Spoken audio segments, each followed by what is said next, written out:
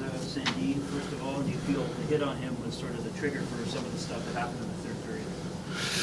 I have no update on Sandin, and I would say yes. Do you feel the start tonight was more of a situation you guys being tired or just lack of attention to detail, falling behind like you did? Yeah, it's hard to say, right? Because we did have a lack of attention to detail, lack of structure, lack of purpose, and the things that have made us successful.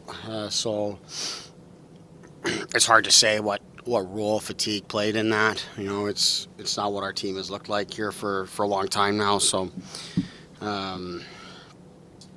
maybe it's easy to go to the fatigue factor, but you know, it's not good enough. We need to find ways here. I mean, this is the reality in the schedule. You're going to play back to back. So, if anything, you got to be that much more focused, that much more detailed, that much more structured. And we weren't tonight, clearly. Just to clarify, how did you feel about that game? Well, I feel like it looks to me like it's a 5-minute major. I mean, you know, you get it's a knee on knee. You get guy gets carried off. You know, but I didn't get much from the officials in terms of how they saw it. And obviously, they didn't see it. I think if they seen it, they probably would have called it differently. But you know, I think the league, I'm sure, will have a look.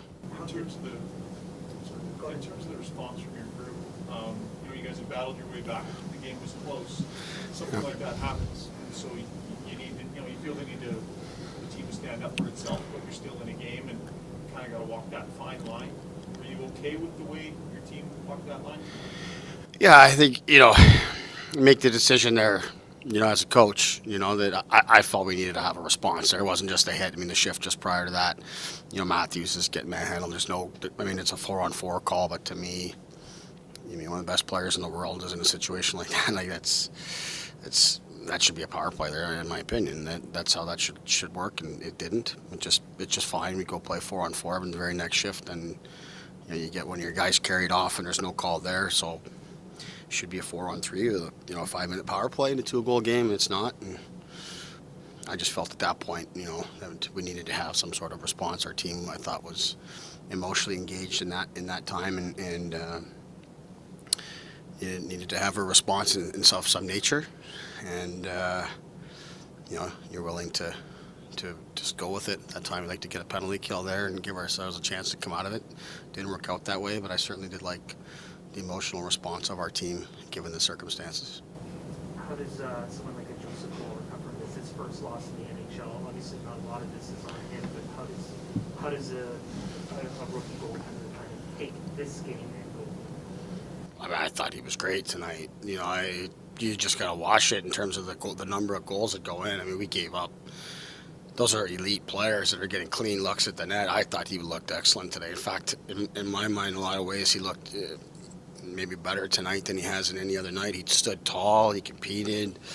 I thought he was really good today. You know, I think there's probably one or two in there. I mean, you know, maybe the second goal. You know, he'd like to get a save on that, but you know, our guys. You know, that's a guy in alone. You know, we gotta protect him better. But given the caliber of players coming in on him and the quality of chances, I thought he was excellent today. I loved how he competed, so he doesn't have to worry about this one too much. If anything, it should give him confidence and swagger because he stood in there all the way through, and I was really happy to see how he just stood in and competed tonight. That was twice in a row that your goaltender got run in, particularly late in the game. Is there any concern about kind of where things are kind of going? I mean, I think this situation tonight is entirely different than yesterday. You know, it's an unfortunate situation. He drops his stick. He's kind of scrambling for it. The guy's coming hard to compete for the puck. And our guy's way out of his net. I think tonight is way different than yesterday. I got no issues with anything there. But obviously the safety of our goalies and the health of our goalies is important. So to see a guy get shaken up like that, you don't like to see it. But it was nice to see him be able to continue to play, you know.